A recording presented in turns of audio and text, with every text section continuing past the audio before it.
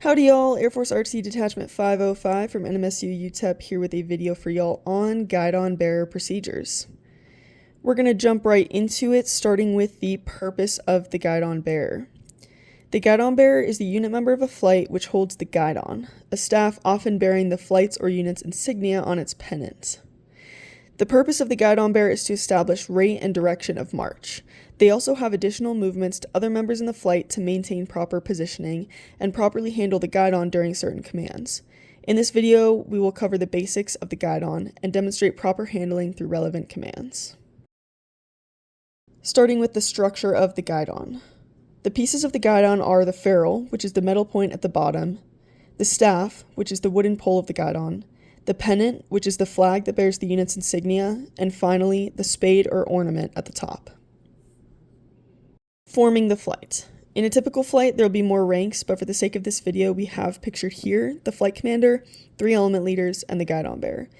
In line formation, from the flight commander's perspective, the guidon bearer is positioned to the left of the first element leader. On the command fall in, the guide takes a position facing the flight commander and to the flight commander's left, so the first element will fall in centered on and 3 paces from the flight commander. Once halted at the position of attention, the guide performs an automatic dress right dress. When the guide feels the presence of the first element leader on his or her fingertips, the guide executes an automatic ready front. Once positioned, the guide does not move. Next, we'll go over positions of the guidon bearer, starting with order guidon. Order guidon is the position of attention. The guidon bearer holds the guidon in a vertical position and keeps the ferrule on the ground beside the right shoe. The guidon bearer holds the staff in the right hand in the V formed by the thumb and by the fingers extended and joined. The right hand and arm are kept behind the staff with the arm bent naturally and the staff resting against the hollow of the shoulder. Next is carry guidon. Carry guidon is the position in which the ferrule is approximately 6 inches from the ground. Facings, alignments, and formal marchings require carry guidon, so that the ferrule does not drag on the ground while the member is performing the movements. The guidon bearer keeps the staff in a vertical position throughout the movements and brings it to carry guidon on the preparatory command for the movement. Left. Peace.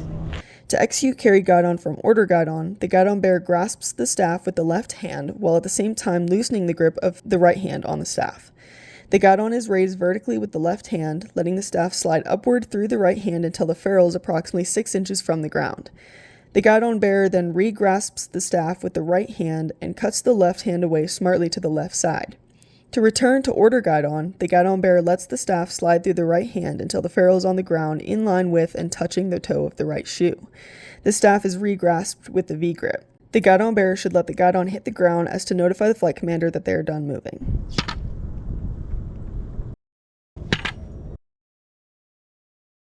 Parade rest. Parade rest is executed by sliding the hand up the staff and inclining the staff of the guidon forward at arm's length with the hand at waist level. The ferrule should remain at the toe of the right shoe. Parade. Hess.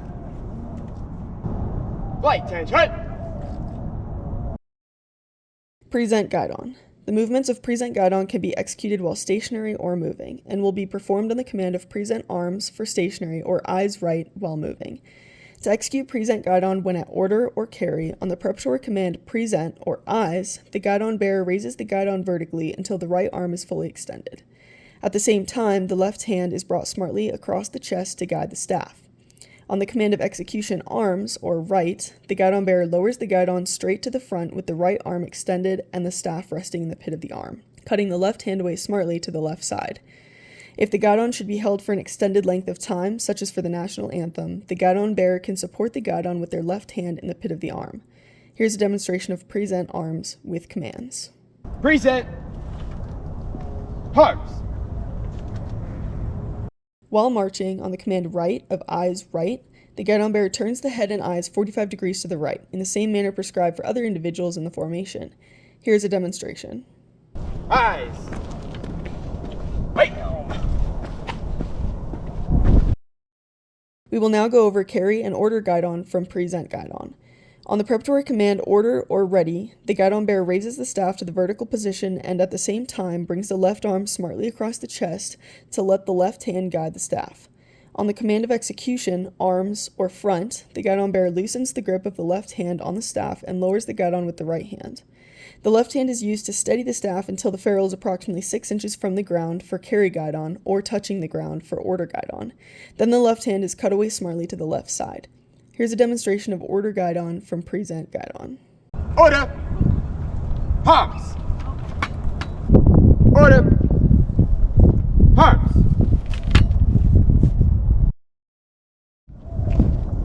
Right up. Right. The hand salute. When not in formation, the guidon bearer shall perform a hand salute instead. To perform this movement, when at order or carry guidon, the guidon bearer executes the salute with the left hand in a 2-count movement. On the first count, the left arm is moved horizontally across the body with forearm and wrist straight and fingers and thumb extended and joined with palm down. The first joint of the forefinger touches the staff. On the second count, the left hand is cut smartly away to the side. Here's a demonstration.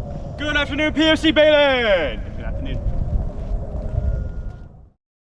We will now go into facing and marching movements, starting with facing movements. While in column formation, the guidon bearer must position themselves to the front right corner of the flight. To perform this, once the preparatory command right is called, the guidon bearer will move to carry guidon as outlined earlier, and on the command of execution face, perform a normal right face. Then the guidon bearer will step off with the left foot in a direction 90 degrees to the right. Once in front of the third element leader, the guidon bearer will then bring their feet smartly to the position of attention, facing forward, and return to order guidon. Right. Peace.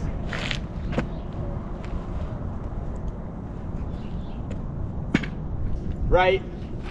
Peace.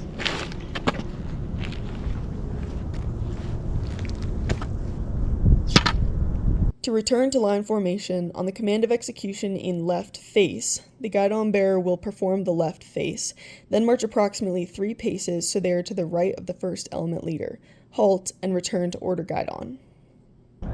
Left. Peace.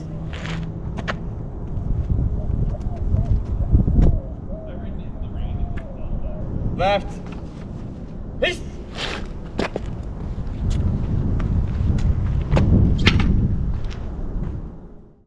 When the flight is marching in inverted column formation, the guidon bearer will maintain their position behind the third element leader, as shown here.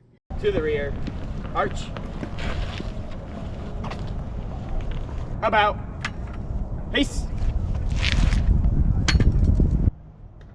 If the flight moves into line formation while moving, the guidon bearer will remain in this position until the flight comes to a halt, when the guidon bearer will take the necessary remaining paces to halt next to the first element leader.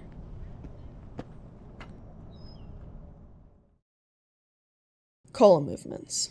When executing column movements and turns, the guidon bearer executes the movement on the command of execution and then moves at 45-degree angles to a position in front of the base file. The guidon bearer will continue to take normal 24-inch steps until they are repositioned correctly. Then they will move into half step until forward march is called. Column left. Arch.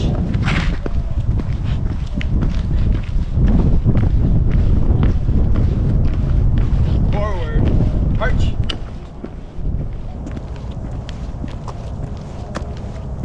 Column right. Arch.